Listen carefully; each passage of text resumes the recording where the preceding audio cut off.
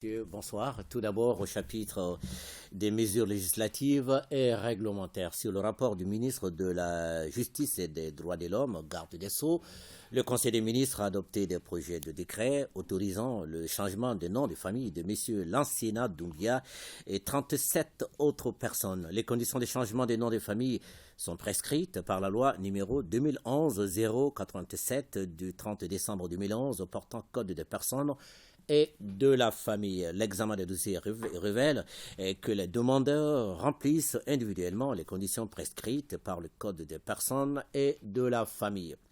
Les projets de décret adoptés autorisent ainsi M. Lansina Doumbia et 24 autres personnes à porter le nom de famille Doucouré en remplacement de Doumbia et M.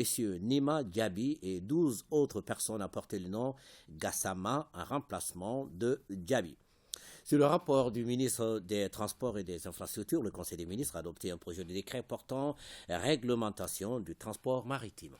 Dans le cadre de la facilitation du transport et du transit de ces marchandises, notre pays a signé des protocoles d'accord en matière de transport routier et de transit maritime avec la Côte d'Ivoire, le Sénégal, le Togo, la République de Guinée, le Bénin, la Mauritanie, la Gambie et le Ghana.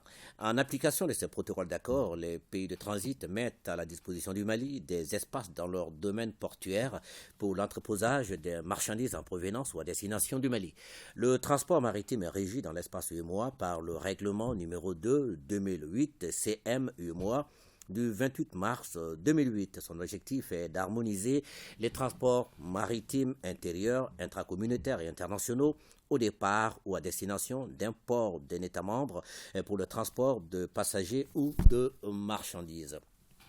Le règlement d'exécution numéro 03-2019, comme UEMOA du 28 mars 2019, détermine les taux, les modalités de perception et de répartition de la redevance due par les armateurs communautaires et étrangers exploitant un service de transport international, fixe le taux de la redevance maritime destiné à alimenter le Fonds national et le fonds régional. Au plan national, le transport maritime est réglementé par le décret numéro 5-341 PRM du 25 juin 2005. Ce décret, antérieur au dérèglement de l'Union économique et monétaire africaine, comporte des dispositions contraires à celles de ces règlements, notamment en ce qui concerne l'octroi du même droit de trafic aux États de l'Union, le traitement égalitaire des armateurs communautaires, les taux de la redevance et la vocation des fonds portés essentiellement vers l'investissement.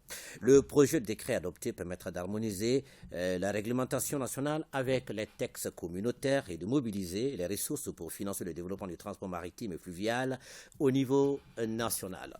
Et sur le rapport du ministre de la Jeunesse et des Sports chargé de l'instruction civique et de la construction citoyenne, le Conseil des ministres a adopté un projet de décret portant approbation de la politique nationale de la jeunesse et son plan d'action 2023-2027.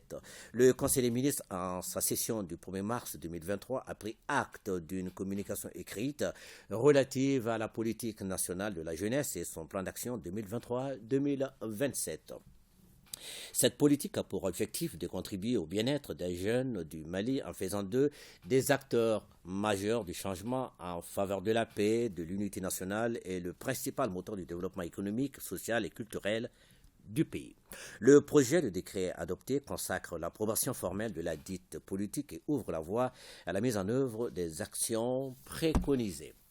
Au chapitre des mesures individuelles, le Conseil des ministres a procédé à une nomination. Le nom de l'intéressé est disponible sur le site web du secrétariat général du gouvernement. Nous le rappelons, c'est le www.sgg-mali.ml et dans le journal Le Sort. Au chapitre des communications, le ministre de la Jeunesse et des Sports chargé de la section civique et de la construction citoyenne a informé le Conseil des ministres de la mise en route de la 4e cohorte du service national des jeunes pour le service militaire obligatoire. La 4e cohorte du service national des jeunes a été mise en route le mardi 25 avril 2023 au cours d'une cérémonie qui a enregistré la présence de plusieurs membres du gouvernement. Cette cohorte est composée de 291 éléments répartis ainsi qui suit: 23 admis à la fonction publique d'État de la 3e cohorte, 62 personnes handicapées, 106 enseignants-chercheurs, 100 auditeurs de justice. Sur les 291 éléments, 257 ont procédé à la prise d'armes à Bafo le 1er mai 2023. À ce jour, 33 éléments sont attendus au centre d'instruction pour réaliser leur prise d'armes. Le gouvernement s'engage à tout mettre en œuvre pour le bon déroulement de cette formation et exhorte les recrues à plus d'engagement pour la nation. Le ministre des Maliens, établi à l'extérieur et de l'intégration africaine, a informé le Conseil des ministres de la situation des Maliens au Soudan. Suite à la crise au Soudan, le gouvernement, sur instruction du président de la transition, chef de l'État, a pris des mesures d'urgence pour venir en aide aux Maliens qui sont établis à travers, entre autres, la mise en place des mécanismes pour les sécuriser.